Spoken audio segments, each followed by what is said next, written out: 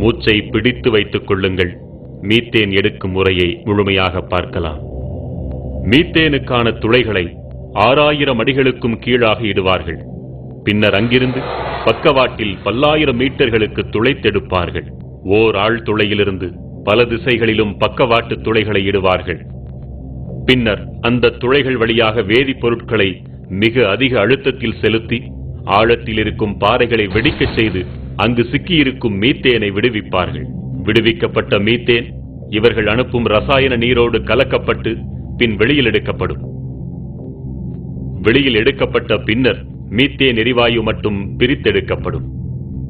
ஒரு மீத்தேன் கிணறு அமையும் பகுதியை 5 to 7 நாட்களுக்குள்ளாக சுத்தம் செய்து 50 to 100 நாட்களுக்குள்ளாக முழுமையாக துளையிட்டு விடுவார்கள். ஆழ் துளையிலிருந்து மீத்தேனை எடுக்கும் முறையை ஒருமுறை பார்த்தாலே போதும், நம் மனமெல்லாம் பதறிப்போகும். இந்தியா என்பது ஒரு விவசாய நாடு. விவசாயம் இந்தியாவின் முதுகெலும்புன்னு சொன்னா இந்தியாவின் முதுகெலும்பை முறிக்கின்ற வேலை, தமிழகத்தின் முதுகெலும்பை முறிக்கின்ற வேலை இப்போ நடந்துட்டு இருக்கு. ஒரு கிணற்றுக்கு மீத்தேன் எடுக்க ஓர் ஆண்டிற்கு 400 லாரிகள் மணலும் 400 டேங்கர் லாரிகள் அளவிற்கு நீரும் தேவை. அதாவது 100 வீடுகள் முழுமையாக கட்டுவதற்கான கட்டுமான பொருட்களை கொண்டு ஒரு முறை மீத்தேன் உறிஞ்சப்படுகிறது. ஒரு மீத்தேன் கிணற்றுக்கு மட்டும் 5 நாட்கள் நடக்கும் இந்த நீரியல் விரிசல் முறைக்கு 5,66,00,000 லிட்டர் தண்ணீர் தேவைப்படுகிறது. சோதனை முறையில் 50 கிணறுகளுக்கு மட்டும் கணக்கிட்டால் கூட 263 கோடி லிட்டர் தண்ணீர் தேவைப்படுகிறது. 50 கிணறுகளா என்று அவசரப்பட்டு வாயை பிளக்க வேண்டாம். நம்மை வாழ வைக்கும் தஞ்சை டெல்டா பகுதியில் சுமார் 2000 மீத்தேன் கிணறுகள் வரவிருப்பதாக புள்ளி விவரம் சொல்கிறது.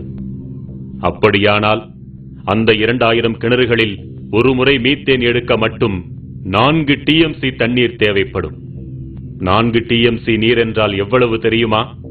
அதை கொண்டு சுமார் 40 லட்சம் பேருக்கு அன்றாடம் 100 லிட்டர் வீதம் ஆண்டு முழுவதும் பகிர்ந்தளிக்க முடியும். இன்னும் எளிமையாக சொல்வதென்றால் 40 லட்சம் பேருக்கு 365 நாட்களுக்கும் நாளொன்றுக்கு 5 குடம் தண்ணீர் வீதம் தர முடியும். மேட்டூர் அணையின் முழு கொள்ளளவான 93.4 TMC நீரை இந்த கிணறுகள் 4 மாதங்களில் குடித்து தீர்க்கும் என்றால் இதன் அபாயத்தை புரிந்து கொள்ளுங்கள். இந்த பகுதியில் முதலில் குடிநீர் இல்லாமலும் அடுத்தது விவசாயம் இல்லாமலும் படிப்படியாக இந்த பகுதி மக்கள் இந்த மண்ணை விட்டு வெளியேறுகின்ற நிலைமை ஏற்படும். கர்நாடகாவிடமிருந்து 10 TMC தண்ணீரை பெறுவதற்கே 20 TMC கண்ணீரை விட வேண்டிய நிலைமையில் இருக்கிறோம் நாம். என்றால் மீத்தேன் கிணறுகளுக்கு தேவையான நீர் அனைத்தையுமே காவிரியிலிருந்து மட்டுமே எடுப்பார்கள் என்று குழந்தை கூட நம்பாது. நிச்சயம் ஒட்டுமொத்த தமிழகத்தின் தண்ணீரும் இதற்காக உறிஞ்சப்படும். இப்படியே அடுத்து வரும் 30-40 ஆண்டுகளுக்கும் மீத்தேன் குடிக்கப் போகிறார்கள் என்றால் நம் இயற்கை வளங்கள் எவ்வளவு கொள்ளை போகும் என்பதை கற்பனையாவது செய்து பார்க்க முடிகிறதா?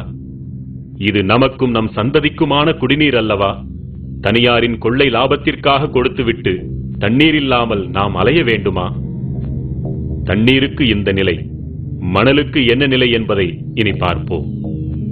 ஒரு கிணற்றுக்கு 400 லாரிகள் மணல் தேவைப்படுகிறது என்றால் இனி வரவிருக்கும் 2000 கிணறுகளுக்கு 8 லட்சம் லாரிகள் மணல் தேவை. அதாவது 80,000 வீடுகள் கட்ட தேவைப்படும் மணலை விழுங்கப் போகின்றன இந்த மீத்தேன் கிணறுகள். இதே போன்று 40 வருடங்களுக்கு மணலும் தண்ணீரும் விழுங்கப்பட்டுக் கொண்டிருந்தால் நம் தலைமுறைகள் என்னவாகும்? இந்த மணலையும் தண்ணீரையும் கொள்ளிடம் காவிரி மட்டுமல்லாமல் தமிழகத்தின் இதர ஆறுகளிலிருந்தும் நிச்சயம் எடுப்பார்கள். ஏற்கனவே மணலை தின்று தீர்த்த மட்டும் போதாதென்று இப்படி அடிவரை சுரண்டும் அதிபயங்கர திட்டம் வேறா? கொள்ளையடிப்பதற்காக எவ்வளவோ சிந்திக்கிறார்கள், அதை தடுப்பதற்காக கொஞ்சமாவது சிந்திக்க வேண்டாமா? மீத்தேனை எடுக்க மணலும் தண்ணீரும் மட்டுமல்ல, 635 வகையான நச்சுத்தன்மை வாய்ந்த வேதிப்பொருட்களும் பயன்படுத்தப்படுகின்றன. நச்சென்றால் சாதாரண நச்சல்ல, கதிரியக்கம் கொண்ட வேதிப்பொருட்கள் கலந்த நச்சு. இத்தகைய நச்சு வேதிப்பொருட்கள் தான் அடுத்த 30-40 ஆண்டுகளுக்கு நம் தாய் மடி போன்ற தஞ்சை நிலத்திற்குள் செலுத்தப்படும். நினைத்து பாருங்கள், இது மட்டும் நிகழ்ந்தால் நம் நிலம் என்னவாகும்? நம் இனம் என்னவாகும்? ஆறு அமிலமாகும், மண் மலடாகும், பிறகு வாழ்க்கை ஏது நமக்கெல்லாம்? சொல்வதெல்லாம் கனவல்ல, இந்த உலகம் ஏற்கனவே கண்டதைத்தான் பாருங்கள் என்கிறோம்.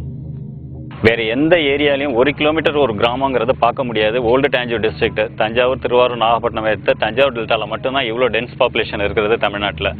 இந்த டென்ஸ் பாப்புலேஷனோட வாழ்வாதாரம், வாழ்க்கை எல்லாத்தையும் கெடுத்துட்டு ஒரு டெவலப்மெண்ட் வந்ததுன்னா அது எந்த அளவுக்கு கரெக்டுங்கிறதுல யாராலையும் முடிவு சொல்ல முடியாத ஒரு விஷயம். இந்த பகுதியில் தான் பல்லுயிர் பெருக்கம் நிலவுகிறது. இந்த பகுதியில் தான் கோவில்கள் போன்ற பழங்கால சின்னங்கள் எல்லாம், நாகரிக சின்னங்கள் எல்லாம் இருக்கின்றன. இந்த பகுதியில் தான் மும்மதங்களின் புனித தலங்கள் எல்லாம் இருக்கின்றன. மீத்தேன் கிணற்று குழாய்களில் ஏற்படும் உடைப்புகள் மற்றும் பழுதுகள் காரணமாக மீத்தேன் கலந்த நீர் நிலத்தடி நீரோடு கலக்கிறது. கலந்த நீர் கசிவுகளாக நிலத்திற்குள் ஊடுருவி நீர் ஆதாரங்கள் வழியாக வெளிப்படுகிறது. குடிநீர் குழாய்கள் வழியாகவும் விவசாய பாசன குழாய்கள் வழியாகவும் வெளியேறுகிறது. எரியும் தன்மை கொண்ட இத்தகைய மீத்தேன் கலந்த நீர் வெளியேறினால் என்னவாகும்? மீத்தேன் கழிவு கலந்த நீர் நெருப்பு பட்டவுடன் பற்றி எறிந்தது.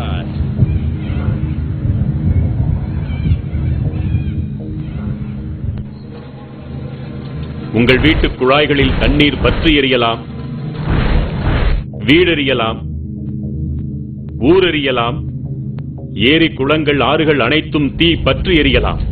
காவிரி டெல்டா தீக்காடாகலாம். வாழ வழியில்லாமல் யாவும் மீத்தேன் குடித்து சாகலாம். சற்றேனும் விழித்துக் கொண்டாலோ இத்தனையையும் தடுக்கலாம். மீத்தேன் எடுத்தது போக இக்கிணறுகள் வேதிப்பொருட்களோடு கலந்த மணலையும் நீரையும் கழிவுகளாக தருமல்லவா? பேராபத்தை விளைவிக்கக்கூடிய அந்த நச்சுக் கழிவுகளை என்ன செய்ய வேண்டும், என்ன செய்வார்கள்? இக்கழிவுகள் அனைத்தும் குட்டைகளில்தான் தேக்கி வைக்கப்பட வேண்டும்.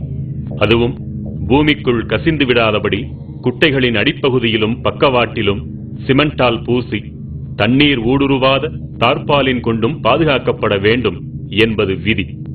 ஆனால் இந்த விதிப்படியெல்லாம் இக்கழிவு நீரை உலகில் இதுவரை எங்குமே பாதுகாக்க முடிந்ததில்லை. எப்படியாவது நீர் நிலத்தடி நீரோடு கலந்து விடுகிறது. பெருமழை காலங்களில் இந்த குட்டைகளில் இருக்கும் கழிவு நீர் வெள்ள நீரோடு அடித்துச் செல்லப்படுகிறது.